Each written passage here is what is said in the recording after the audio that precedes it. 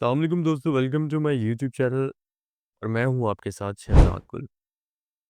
दोस्तों, जैसा कि आपको पता है कि लास्ट मेरी जो वीडियो थी वो स्क्रैपिंग या ब्रशिंग की थी और उसमें मैंने बताया था कितनी टाइप्स की स्क्रैपिंग होती है और कितनी टाइप्स की अभी स्क्रैपिंग हो रही है, कितनी टाइप्स की पहले होती थी जो कि अब नहीं हो रही।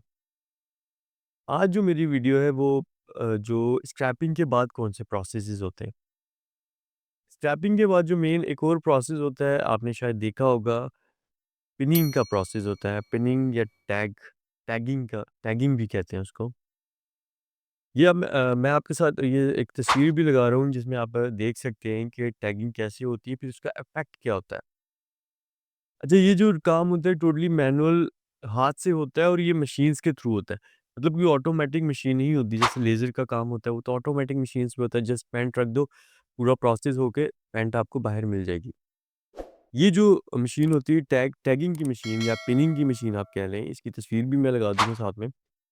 ये मशीन भी आपको दिखा दूँगा, लेकिन ये काफ़ी हद तक सिलाई मशीन जैसी होती है, उससे मिलती-जुलती मशीन होती है, लेकिन इसका जो रखने की पोज़ीशन होती है वो बिल्कुल ऑपोज़िट होती है, सिलाई मशीन के बिल्कुल ऑपोज़िट होती है।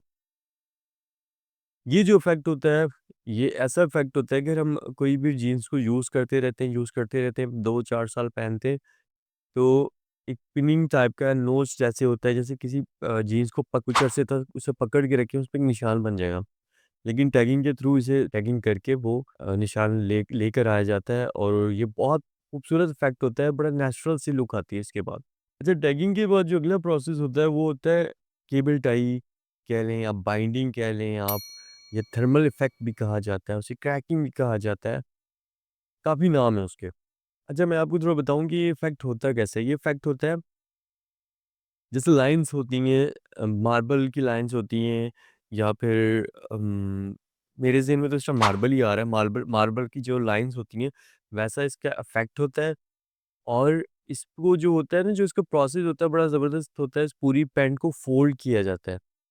प्रॉपर तरीके से फ़ोल्ड किया जाता है इसको पूरी पैंट को और फिर इसे प्लास्टिक की केबल टाई से बाँध दिया जाता है। बाँधने के बाद इसको वॉश किया जाता है। वॉश भी फर्स्ट वॉश के बाद फिर इसको खोल दिया जाता है। वो इफ़ेक्ट जो हमें चाहिए होता है, वो आ जाता है। अच्छा, जो थर्मल इफ़ेक्ट होता है वो भी इसी तरह होता है, लेकिन उसका जो प्रोसेस है वो थोड़ा डिफरेंट होता है। थर्मल एक कपड़े में डाला जाता है पेंट को, थर्मल एक ट्यूब जैसा कपड़ा होता है इतना लंबा-सा, उसमें पूरी पेंट को फ़ोल्ड करके डाला जाता है और इसका जो इफ़ेक्ट होता है वो केबल टाई के मुकाबले में बहुत ज़्यादा होता है। अच्छा, ये तो एक जो केबल टाई का इफ़ेक्ट बता रहा हूँ या थर्मल का जो इफ़ेक्ट बता रहा हूँ, ये तो वॉश के दौरान लेके आ जाता है।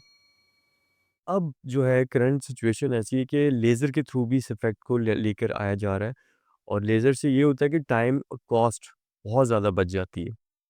तो आज जो मेरे प्रोसेस थे 2 ही थे, इसी मैंने सोचा कि आज 2 प्रोसेस आपसे डिस्कस करता हूँ। अब इसके बाद जो प्रोसेस आएगा वो आएगा फर्स्ट वॉश। फर्स्ट वॉश के बाद जो प्रोसेस होते हैं, वो प्रोसेस आएँगे जो कि होते ड्राई प्रोसेस में ही। फर्स्ट वॉश के बाद 2 प्रोसेस आते हैं, ग्राइंडिंग कह लें आप, रिपिंग कह लें, डिस्टॉर्शन कह लें और जो लास्ट प्रोसेस होता है वो स्प्रे का होता है।